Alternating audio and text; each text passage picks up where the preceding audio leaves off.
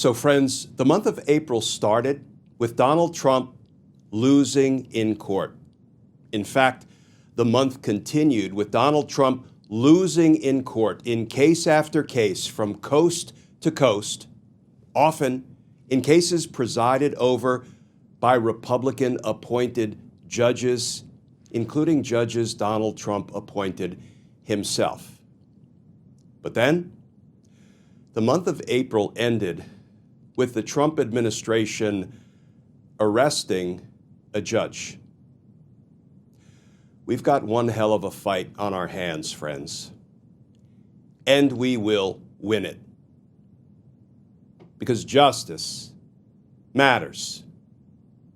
Friends, here's a brief recap of the legal stories for the month that was April 2025.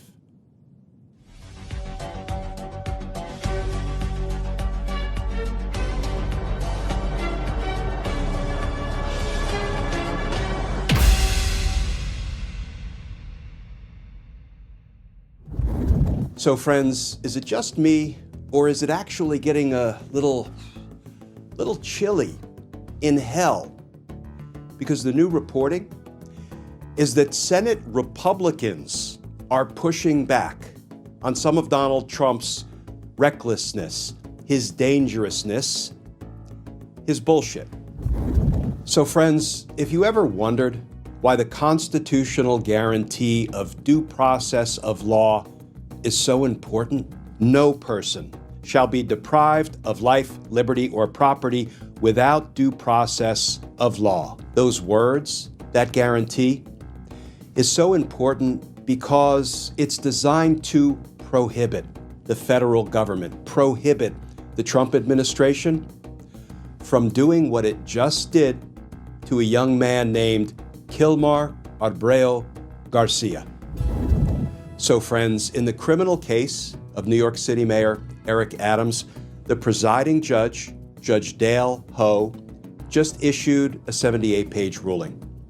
And Judge Ho not only rejected DOJ's position, but he called out the unethical conduct of some of Donald Trump's DOJ officials. Well, friends, in the Venezuelan deportation litigation, it looks like the next stop for the Trump administration might just be contempt of court. Quote, "This was an illegal act," close quote.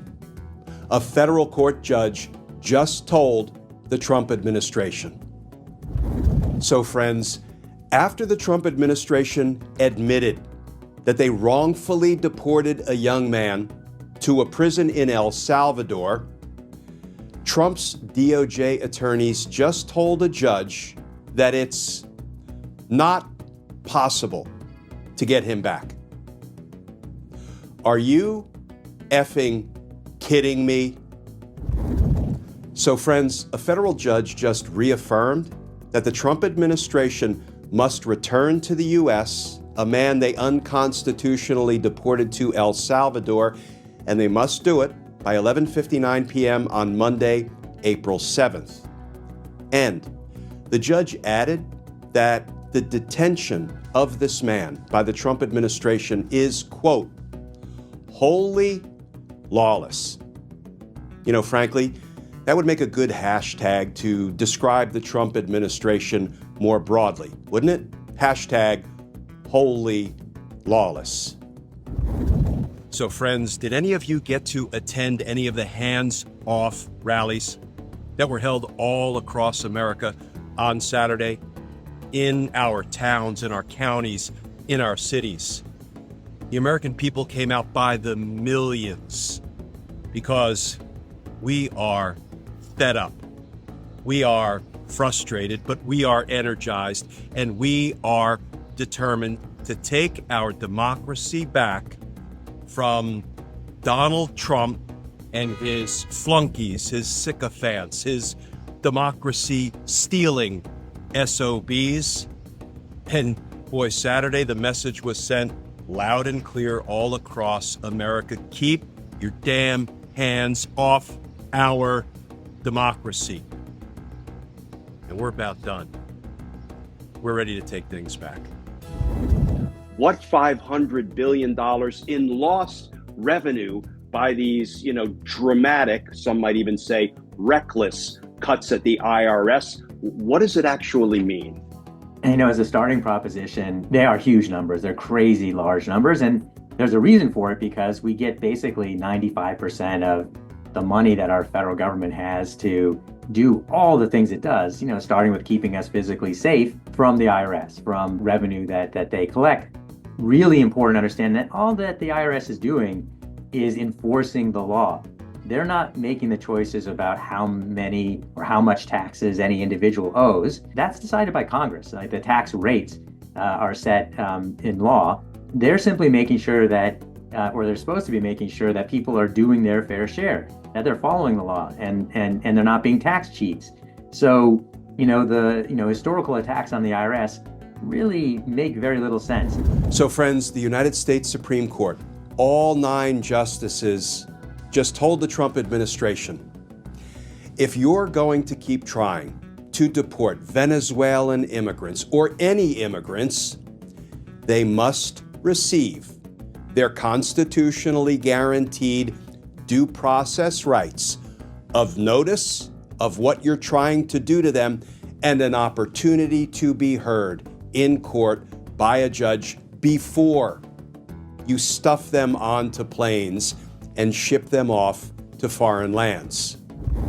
So friends, you know the old saying, an apple a day keeps the doctor away. Well, with court opinion after court opinion finding that Donald Trump and his administration are routinely acting unconstitutionally, you would think that Donald must think that a constitutional violation a day will keep the democracy away. So friends, a federal judge just ruled that a defamation case, a lawsuit brought against Donald Trump, will not be dismissed. Rather, it will move toward trial. So friends, the Supreme Court just ordered the Trump administration to return Abrego Garcia to the United States after they unconstitutionally deported him to El Salvador. That is less a free speech event and more an urging to violence to stop the certification of a free, fair presidential election. Maybe that is with the benefit of hindsight, but that is how that all feels. No question. And look, to be fair, there was no real precedent for the President of the United States inciting violence. That wasn't part of the playbook in advance of January 6th that anyone expected. So friends, the battle continues. And it's not just a battle for the release and return of a young man who the Trump administration wrongfully, unlawfully, unconstitutionally deported to and imprisoned in El Salvador. It's also, in a very real sense, a battle for the soul of America. So friends, as Donald Trump is dragging the American people to the edge of the constitutional crisis cliff in the Abrego Garcia case, he delivers a new threat to the American people, saying that he would like to ship, quote, homegrown, close quote, American citizens to prisons in foreign lands. So friends, the judge in the Abrego Garcia case is not backing down in the face of the Trump administration's refusal to act, refusal to facilitate the release and return of Garcia to the U.S. No. In fact, the judge is taking to task Donald Trump's obstructionist administration and his obstructionist Department of Justice. So friends, unlike the legislative branch, the judicial branch of our government will not turn a blind eye to the Trump administration's lawlessness. And a federal judge just found probable cause that the Trump administration is in criminal contempt of court. So, friends, a federal appeals court, in an opinion that was authored by a judge who was appointed to the bench by President Ronald Reagan, just told Donald Trump and the Trump administration, we see what you're doing, and we perceive it as you trying to, quote, reduce the rule of law to lawlessness, close quote. Friends, it feels like the tide may be turning. It feels like we are forever washing our hands of regulation, of legislation, trying to, put some kind of common sense guardrails into the way information is delivered to the American people. It feels like it is a Gordian knot, but what are your thoughts about, how we can move forward on that front? Not a single law has been passed regulating the social media corporations for 30 years. Not a single law in Congress. And in the meantime, they have become the wealthiest, most powerful corporations in the history of the world. And they have done so by attention fracking American kids, corroding their sense of self and society, and undermining civic discourse for all of us with zero accountability or duty of care to their users. So, friends, why did the Supreme Court, in the wee hours of Saturday morning, order the Trump administration to stop the deportation of Venezuelan immigrants? Well, we learned a little something about what the Trump administration was doing late Friday night with busloads of Venezuelan immigrants. So, friends, Donald Trump's DOJ lawyers have asked the Supreme Court to reverse course, to lift the order the Supreme Court put in place telling the Trump administration to stop deporting people unconstitutionally. But it seems like there are some things that Trump's lawyers conveniently left out of their new Supreme Court filing. So, friends, during the last 24 hours, we've had several legal developments in the Venezuelan migrant deportation cases, and fortunately, all of the developments have been good. And when I say good, good not only for the Venezuelans facing deportation, but good for the Constitution and for the due process rights that protect us all. So, friends, in the Abrego Garcia case, a federal judge just found that Donald Trump's DOJ lawyers have been offering, quote, falsehoods, and have been acting in a, quote, willful and bad faith refusal to comply with their obligations. Hey, loser, get in. We're going losing. That's right, friends. Donald Trump just lost in federal court again. So, friends, Kash Patel's FBI, which of course equals Donald Trump's FBI, just arrested a Milwaukee Circuit Court judge accusing her of interfering with immigration enforcement. Again, this sounds like the stuff of Hollywood, but this is real life under the Trump administration. Yeah. So when the new leadership of the department came in late January, early February, it became clear that the use of the resources of the Office of the Pardon Attorney was going to change. But there was another time in our nation's history when people had to fight to save the republic.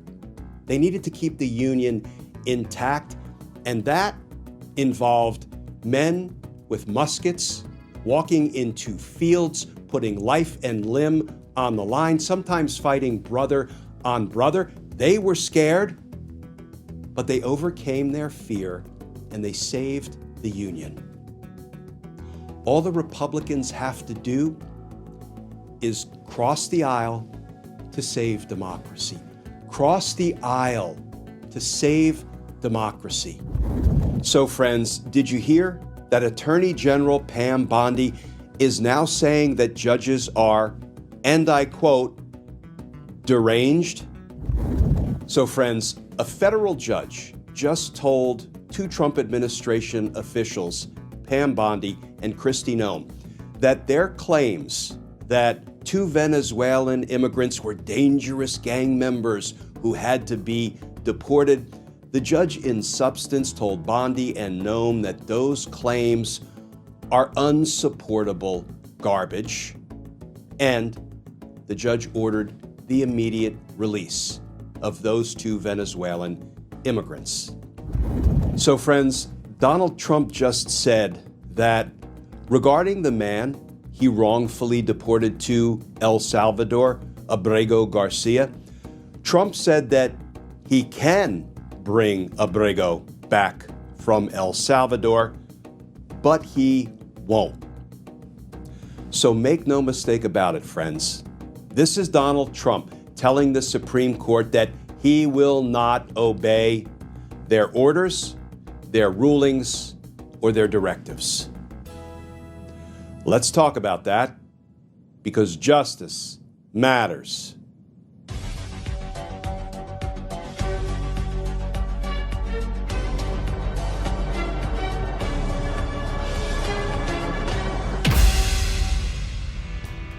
It's for sure.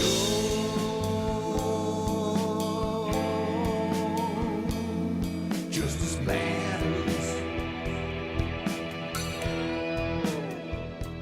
Justice matters.